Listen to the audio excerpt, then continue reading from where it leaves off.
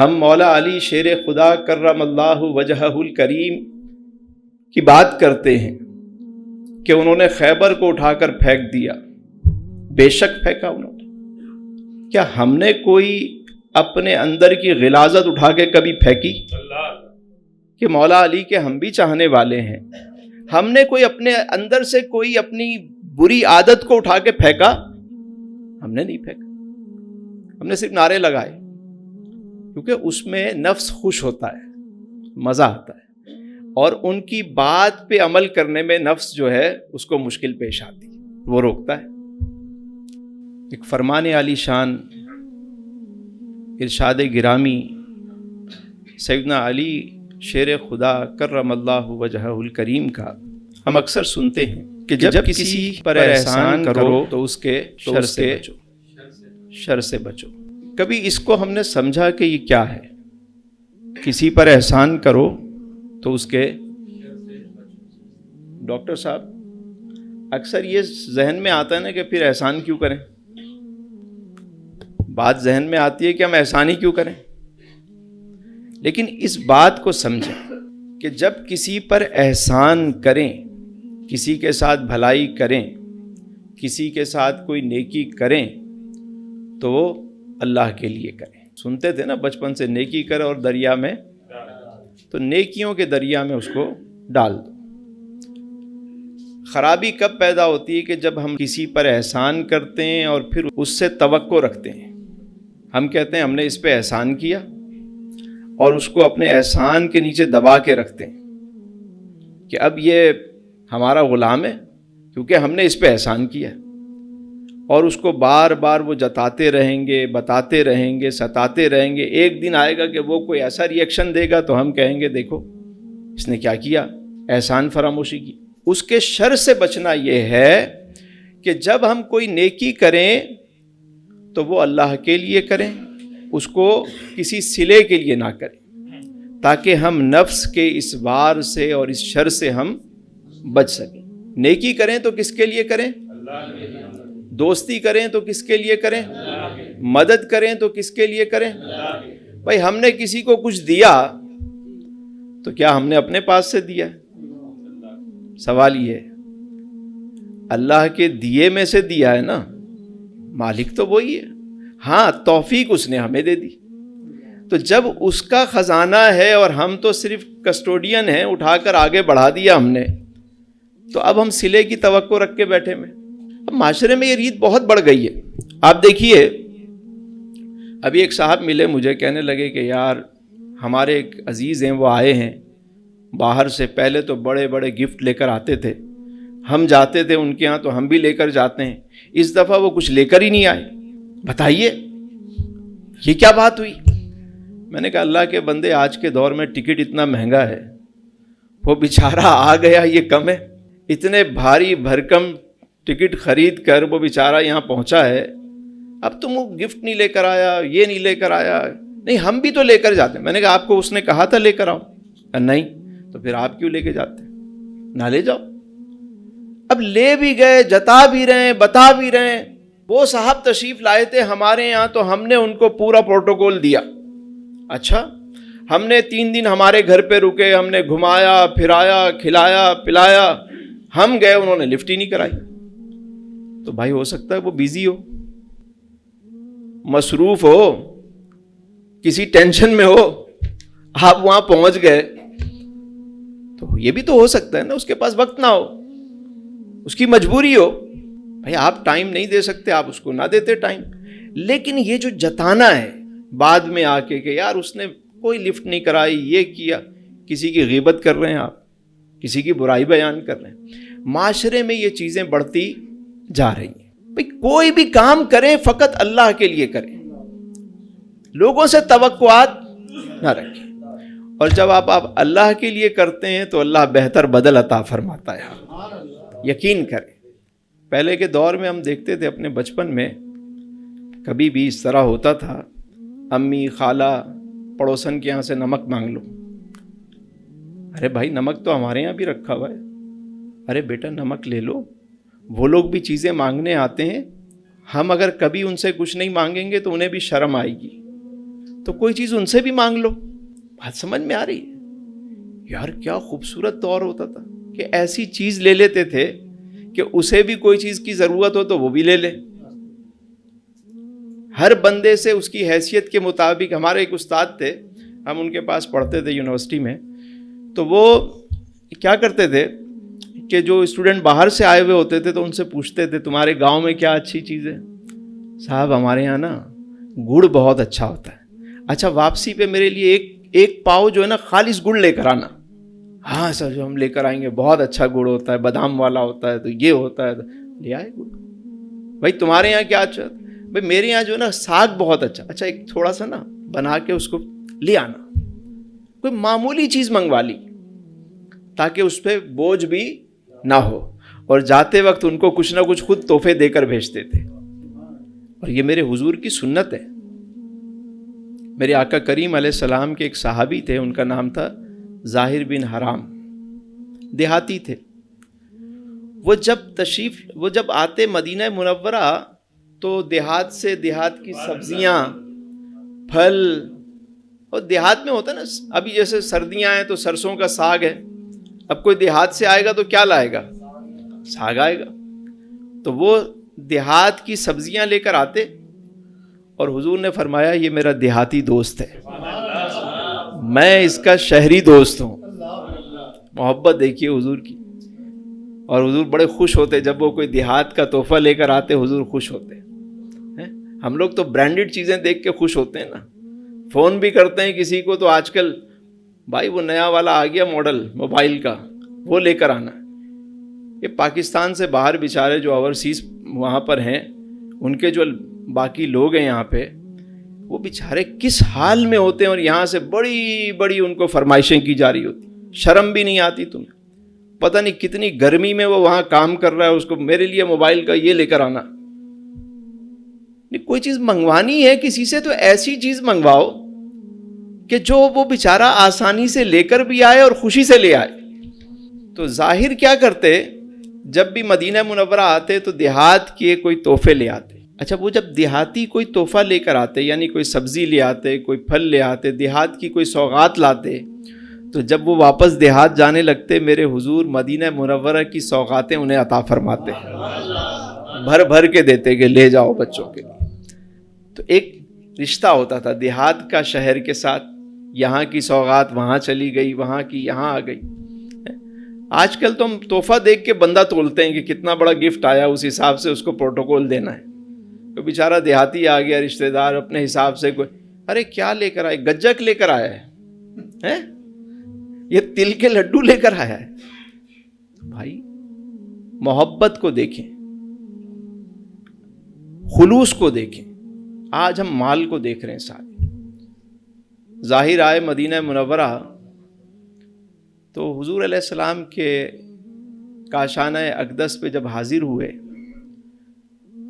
تو پتہ چلا کہ سرکار دو عالم صلی اللہ علیہ وسلم کہیں تشریف لے گئے, گھر پہ موجود نہیں ہے. ظاہر نے کچھ جو سوغات لائے تھے وہ گھر پہ دی اور خود بازار چلے گئے. جو باقی سامان لائے تھے وہ بیچنے کے لیے بازار میں جا کر کھڑے ہو گئے. طریقہ یہ ہوتا تھا کہ بازار میں کھڑے ہو کر جو سبزیاں, تازہ پھل, فروٹ لاتے تھے وہ بیچ رہے ہوتے تھے. بولی لگا رہے ہیں, اپنا مال بیچ رہے ہیں. حضور علیہ السلام جب گھر تشریف لائے تو پتہ چلا کہ ظاہر آئے تھے. حضور علیہ الصلوۃ والسلام ان کی تلاش میں چل پڑے. کیا دیکھتے ہیں کہ دوپہر کا وقت ہے اور ظاہر جو ہے وہ صبح کا مطلب دھوپ کا ٹائم ہے, اور وہ کھڑے ہو کر اپنا مال مدینے کے بازار میں بیچ رہے ہیں. اب حضور کی محبت دیکھیے. ظاہر کا منہ اس طرف ہے, سرکار دو عالم صلی اللہ علیہ وسلم پیچھے سے تشریف لائے, اور آ کر میرے آقا کریم علیہ السلام نے محبت سے ان کی آنکھوں پر ہاتھ رکھ دیا. جیسے کسی کو یوں پکڑ لیتے ہیں نا ہمارے یہاں بھی, تو یوں لا کے وہ ہاتھ رکھ دی دستے مبارک. پہلے تو وہ تھوڑا سا ہوئے کہ کون ہے, لیکن جب ید اللہ والے دستے مبارک کو, جب ان کی ہاتھوں کی دستے مبارک کی ٹھنڈک محسوس کی حضرت ظاہر نے, تو فوراً اپنے آپ کو ڈھیلا کر دیا، اور صرف ڈھیلا نہیں کیا اپنے آپ کو چھوڑ دیا، بلکہ اپنے آپ کو مسلنے لگے۔ حضور علیہ السلام کے سینہ مبارک سے اپنی پشت کو مسلنے لگے تاکہ وہ سینہ اقدس کا فیض مل جائے۔ تو جب انہوں نے پہچان لیا تو میرے آقا کریم علیہ السلام نے فرمایا کہ سنو بھائی، اس غلام کو کون خریدے گا؟ آواز لگائی۔ حضرت ظاہر کہنے لگے حضور میں دیہاتی، نہ میرا کلر اچھا نہ میرا رنگ اچھا، میری قیمت تو زیادہ آپ کو نہیں ملے گی، آپ مجھے بیچ بھی دیں گے تو مجھے کون سی آپ کو قیمت ملے گی میرا روپ بھی نہیں، میرا رنگ بھی نہیں، مینو یار مناؤن دا ڈھنگ بھی نہیں۔ تو میرے حضور کی محبت دیکھی، آپ نے فرمایا ظاہر تم اپنے آپ کو کم قیمت کیوں سمجھ رہے ہو؟ اللہ کے ہاں تمہاری بہت بڑی قدر و منزلت ہے۔ تو اپنے اس دیہاتی دوست کو میرے آقا کریم علیہ السلام ہمیشہ تحائف دیتے، شہر کے مدینہ منورہ کی تازہ کھجوریں دے کر بھیجتے، حضور کے پاس کوئی تحفہ آتا تو وہ انہیں دے دیتے۔ تو اس طرح کا صلہ ہونا چاہیے، اللہ کے لیے دوستی ہونی چاہیے۔ توقعات لوگوں سے جو ہم زیادہ رکھتے ہیں اس سے خرابی پیدا ہوتی ہے۔ تو کیا فرمایا کہ جب کسی کے ساتھ احسان کرو تو شر سے بچو۔ کون سا شر؟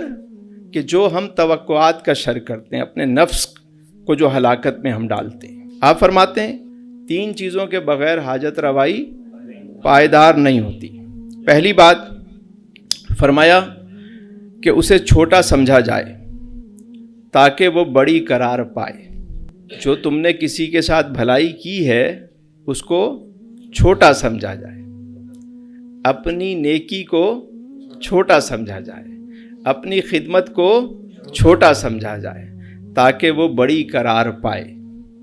جتنا بھی کرو بس یہ سوچو کہ یہ میں نے نہیں کیا، اللہ کے دیے میں سے دیا ہے، اس نے مجھے خدمت کی توفیق دی تو میں کسی کا کام کر سکا۔ ضروری نہیں وہ مال سے ہو، آپ نے کسی کی مدد کی، کوئی بھی نیکی کی، اس کو ہمیشہ چھوٹا سمجھے۔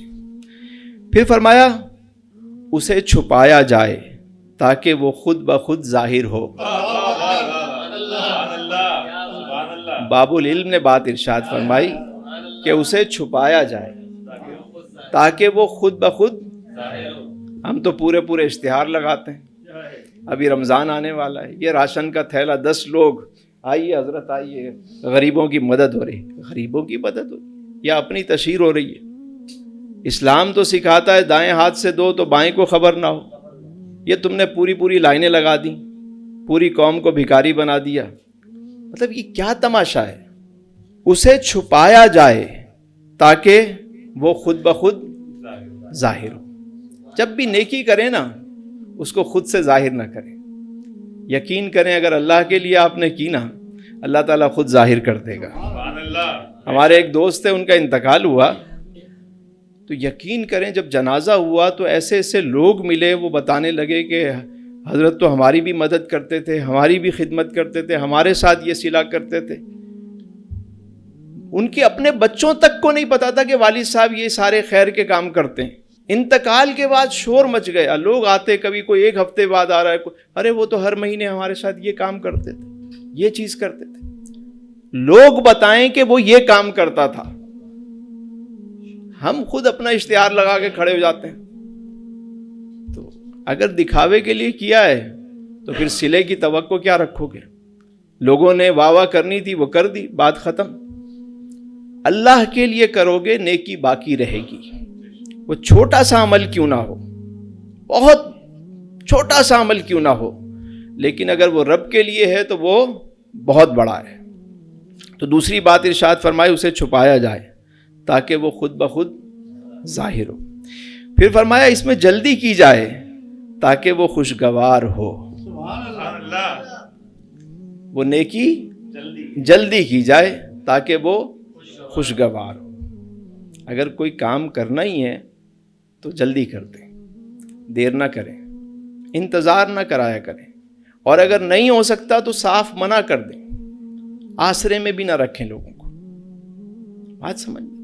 یہ جو ہمارے یہاں ہے ٹال مٹول چیزیں، لائنیں لگوانا، اپلیکیشن لکھوانا، دھکے کھلانا، اگر کر سکتے ہیں تو یس، نہیں کر سکتے تو منع کر دیں. پھر حضرت علی رضی اللہ تعالیٰ عنہ ایک اور بات ارشاد فرماتے ہیں جو اسی سے ریلیٹ کرتی ہے. فرمایا کہ جہاں ضرورت سے سوا ہے وہیں کہیں ضرورت مند بھی موجود ہے. جہاں ضرورت سے سوا ہے وہیں کہیں ضرورت مند بھی موجود ہے. اگر اللہ نے کسی کو تیل کا کنواں دیا ہے تو کہیں نہ کہیں کوئی چراغ انتظار میں ہے. ٹھیک ہے، آپ کو کنواں دیا اسی لیے گیا ہے کہ اس کا چراغ روشن رہے. یہ نظام قدرت ہے، اس کو سمجھنے کی ضرورت ہے.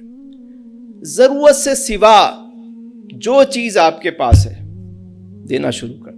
آپ یقین کریں آپ کی زندگی آسان ہو جائے گی. اس پہ ہم نے پہلے بھی کافی دفعہ بات کی، لیکن یہ وقت کی سب سے بڑی ضرورت ہے کہ اب آپ کے پاس اگر کوئی چیز ایکسٹرا پڑی ہوئی ہے تو وہ اٹھا کر آپ دے دیں اگر آپ کی ضرورت کی نہیں ہے.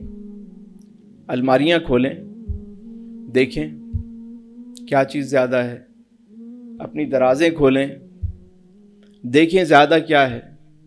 کتابیں دیکھیں جو ضرورت سے زیادہ ہے، کسی ضرورت مند کو دے دیں، کسی کے کام آ جائے. کوئی چیز بھی آپ کے پاس ضرورت سے سوا ہے.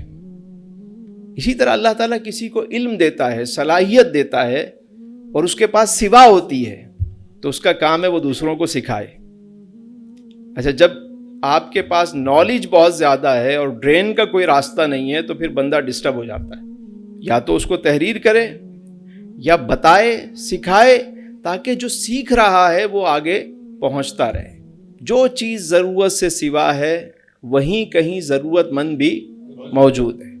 کھانا اگر آپ کے پاس زیادہ ہے تو آپ تلاش کریں، کہیں نہ کہیں کوئی ضرورت مند بیٹھا ہوا ہوگا.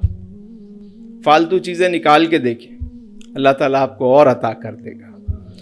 میرا رب آپ سب کو آسانیاں عطا فرمائے اور آسانیاں تقسیم کرنے کا شرف عطا فرمائے.